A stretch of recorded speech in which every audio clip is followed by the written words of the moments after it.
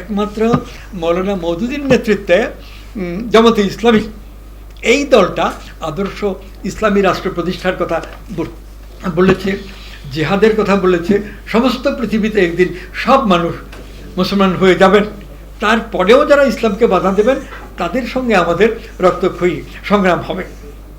জিহাদের একটা ধারণা মওদুদীর ধারণা অনেক মডারেট জিহাদ সম্পর্কে।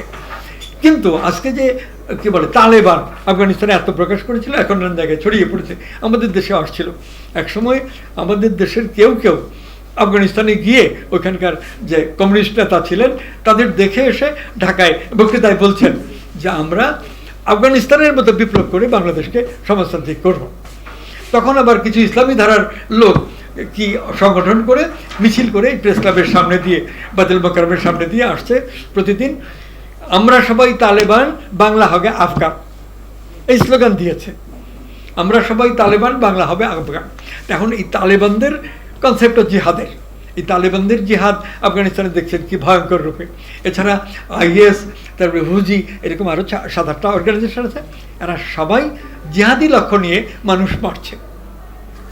তো ইসলাম যদি এইরকম একটা ধর্ম হয় তাহলে আজকে 1400 বছর পার হয়ে 1500 বছর হতে চলছে, সেই দিকে কি আসতে পারতো? ইসলাম আমরা ছোটবেলা থেকে শুনে আসছি, বইপত্রে পড়ছি যে শান্তির ধর্ম এবং মানুষের কতগুলো অধিকার ইত্যাদির কথা বলেছে, এবং ইসলামের প্রতি আমাদের সকলেরই শ্রদ্ধা রাখা উচিত। তবে ইসলাম আরব দেশে প্রচারিত, আরবি জনগণের জন্য প্রচারিত ধর্ম। পৃথিবীর বিভিন্ন দেশের বাস্তবতা ভিন্ন, ভিন্ন বাস্তবতায় ইসলাম এজ ইট ইজ সর্বত্র কার্যকর হতে পারে না। নিজেদের ঐতিহ্যের সঙ্গে মিলিয়ে ইসলাম গ্রহণ করতে হবে মুসলমানদের, এইসব কথা বলেছেন। তারপরে যে মানে অন্য যেসব ধর্ম আছে, নাজামি ইসলাম কি কোনোদিন বলছে যে আমরা পাকিস্তানকে একটা আদর্শ ইসলামী রাষ্ট্র করব? একটা কথা আমরা শুনেছি যে নাজামি ইসলামী তো ওই শেরে বাংলার পকেট অর্গানাইজেশন, তার মুখ ধরে থাকেন এবং একটু সুযোগ সুবিধা নিয়ে এই যে পার্লামেন্টের 2-1টা মেম্বার বা 5টা মেম্বার, 1-2টা মন্ত্রী, এগুলো নিয়ে থাকে। এই বলে শেরে বাংলার একটা নিন্দা হিসেবে বলছে নাজামি ইসলামী, এটা তো শেরে বাংলার পকেট অর্গানাইজেশন। কিন্তু যেভাবেই হোক আমি বলতে চাইছি নাজামি ইসলামীও কোনো ইয়ে ছিল না, এই মানে এইভাবে করতে চায়নি, ইসলামী রাষ্ট্র করতে চায়নি। একমাত্র জামাতে ইসলামী চাইছে, এবং এই জামাতে ইসলামী নিয়ে অনেক তর্ক বিতর্ক হয়েছে। আমি একটু কথা বলে শেষ করছি, এরপরে নামাজের জন্য বেশ। তো এইভাবে মানে নাজামি ইসলামটা অন্যরকম কথা বলছে। পাকিস্তানে বলে আমরা দেখেছি আওয়ামী লীগ, ন্যাপ, আরও কয়েকটা দল মিলে যে জোট গঠন করেছে, সেইখানে ন্যাপ থেকে বলছে জামাতে ইসলাম আমাদের সঙ্গে থাকবে। আওয়ামী লীগ বলছে না, জামাতে ইসলাম তো একটা সংগ্রামী দল, সঙ্গে থাকতে হবে। এই বলে জামাতে ইসলামীকে রাখছে, এবং এই জামাতে ইসলামীকে নিয়ে একরকম টানা হাসরা পাকিস্তানকালেও ছিল।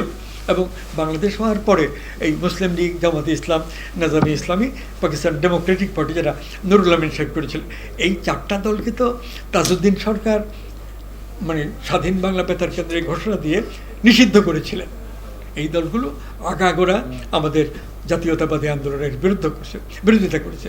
এই দলগুলো যুদ্ধের 9 মাস এই আক্রমণকারী হানাদার বাহিনী সবভাবে সহযোগিতা করছে।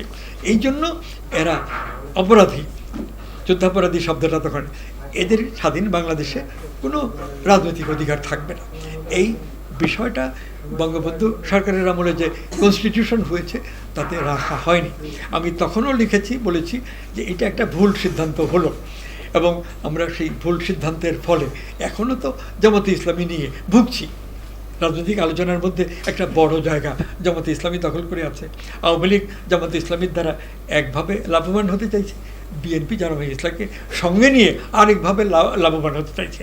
এর ফলে আমাদের প্রকৃত রাজনৈতিক চিন্তা বিকারপ্রাপ্ত হয়েছে।